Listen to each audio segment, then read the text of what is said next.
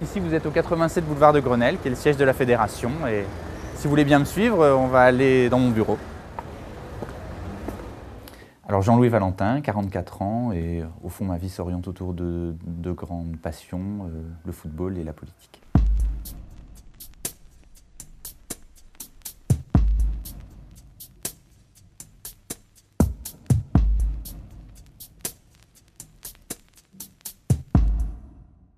L'idée qui a prévalu à mon recrutement, c'était d'ouvrir davantage la fédération sur l'extérieur, avec un double volet, si vous voulez, la rapprocher des institutions publiques françaises pour mieux la faire connaître, et essayer de développer une politique internationale digne de ce nom.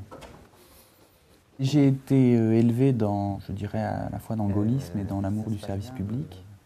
Mon père était officier de carrière, il m'a beaucoup marqué, et je dirais que c'est probablement ce milieu qui a fait que très tôt j'ai voulu faire des études qui correspondaient à cela. Donc j'ai eu l'idée de faire Sciences Po, l'ENA, ce qui était à l'époque le parcours classique pour s'engager dans la vie publique. Je ne sais pas si ça l'est toujours, j'en suis pas convaincu. J'ai vécu des années passionnantes, j'ai vécu des campagnes électorales, j'ai vécu des moments très forts à l'Assemblée nationale, donc je ne les regrette absolument pas. Je vais allumer la télévision. C'est vrai que c'est un peu un défaut, enfin je ne sais pas si c'est un défaut, mais c'est une... J'ai toujours fait des métiers qui étaient branchés sur l'actualité, que ce soit le sport ou avant à l'Assemblée nationale.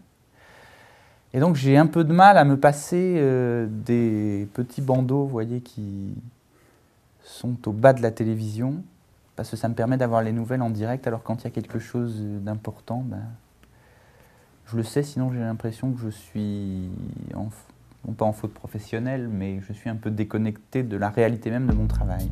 Si vous deviez jouer au football, vous seriez plutôt quoi? Peut-être entraîneur? Ah, j'aurais bien aimé. Bon, évidemment, pour la tactique, j'aurais un peu de mal à faire les séances d'entraînement.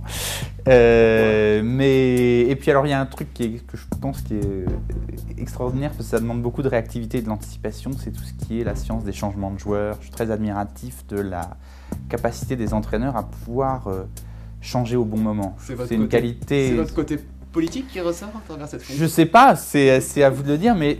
Enfin, en tout cas, il y a tout un mélange dans l'entraînement qui est à la fois la gestion des hommes, la gestion du temps, la gestion du calendrier, la gestion aussi de l'énergie, de la ressource physique, qui doit être vraiment passionnant quand on peut le faire. J'aurais bien aimé être entraîneur.